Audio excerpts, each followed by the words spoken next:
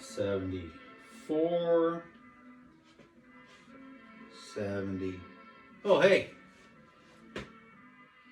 You may be wondering, what am I doing? Well, what does it look like I'm doing? I'm filling up this ammo belt. And I'm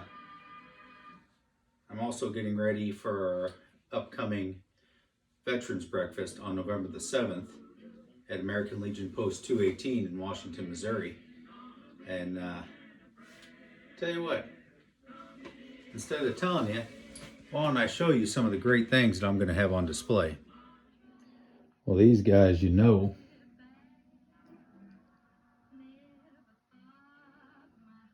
some of these guys will be there. Some of these guys will be there.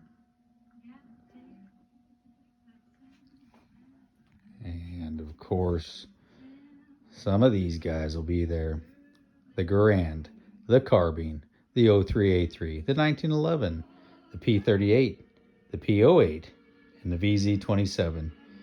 Not to mention numerous rounds of old ammo, inert grenades, old photos, old newspapers, all kind of interesting stuff from the era.